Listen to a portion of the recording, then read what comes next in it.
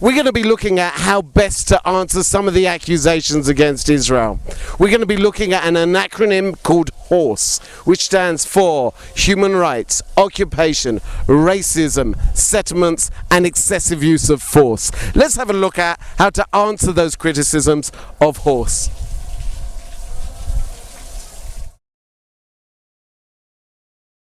Welcome to the H of HORSE. The H of HORSE stands for Human Rights Violations. We're here in Abu Dis, right next to Israel's security barrier.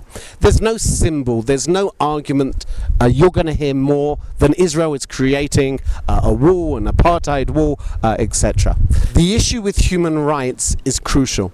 Number one thing I plead for you to do is to be empathetic. Many Palestinians are suffering because of the building of a security barrier. They're inconvenienced. But at the end of the day, inconvenience is one thing. Israel's need for security is another. Out of the 1,000 Israelis killed during the Second Intifada, 300 of which were killed in the coffee shops on the buses of Jerusalem. Israel back then had to build quite quickly a desperate means to guarantee Israel's security. The second argument you're going to hear is about the root of the wall. The fact that this may be going into the West Bank, this may be going elsewhere. The reality is that the root of the wall can always be rerouted, and Israel has done that. It's not the root of the wall that is the problem, it's the root of terrorism which is undermining the peace process. This wall, this fence, this security barrier can always be brought down. The lives of over 1,000 Israelis who were murdered in coffee shops can't. Let's look at the O of HORSE. The O of HORSE stands for occupation. Occupation always makes me smile. Here we are in the Jewish cemetery in the Mount of Olives in East Jerusalem. According to Palestinians or Israeli critics, this is occupied territory. Let's have a look at the occupation. Here we have tombstones of Jews who have been buried here at the heart of Judaism. At the same time, right behind me, we have the Temple Mount. To the left, if we're talking about occupation, we're talking about David's city. Remember, also, his son Solomon was building the temple. Our trouble is that people frame the argument by starting in 1967.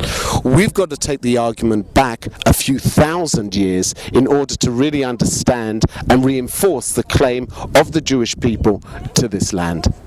When we talk about occupation, we're talking about thousands of years of Jewish history. One of the things which I think is important when you're talking about Israel, when you're talking about the claims of Jews to the land, we have to go back, we have to make sure that people understand that this was at the heart of the Jewish nation for thousands and thousands of years.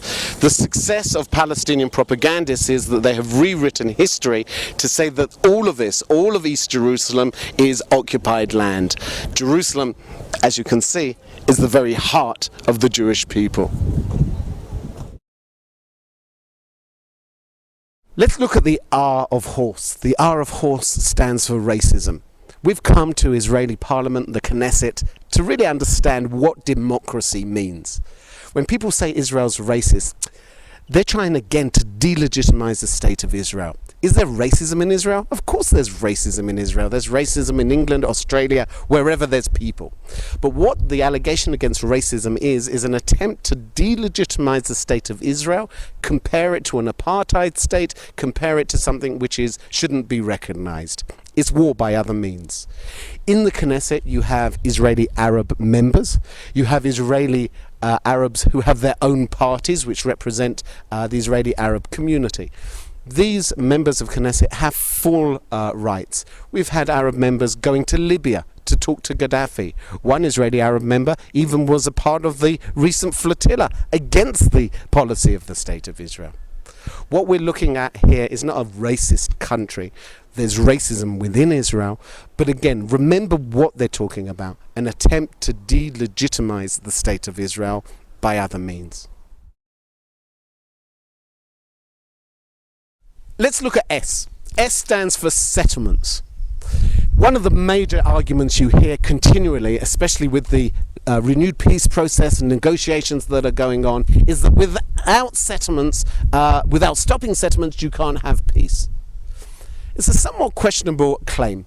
If you have a look, for example, in Gush Katif in Gaza, there were 9,000 Jews living. They were removed forcefully from their homes by the Israeli army.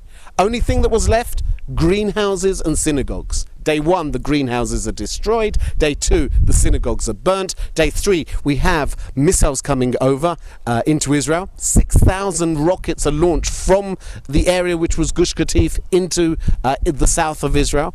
And then Hamas takes over. The question really is it settlements, or is there something much bigger which the Palestinians are finding objectionable? The claim of Jews to this area and the history of Jews to this area goes back thousands of years. Gush Etzion was an area which was inhabited by Jews before the creation of the State of Israel. It was destroyed during the War of Independence by the Jordanian army, and only after 1967 this whole area is rebuilt. It's Jews returning, refugees perhaps returning to the area. The question of the claim of Jews to this area is unquestionable. The question of whether we should have the political right to do so, or whether it is wise to do so, well, that's a question within Israeli democracy. Some people say we should stop building. Others people say we should build more. But we're a democracy, and that's decided at the ballot box, which makes up the Knesset, which we saw in the last clip. What we have to look at is the real issues, and not just settlements, which is perhaps a useful icon for Palestinian propagandists, but not the real issue here today.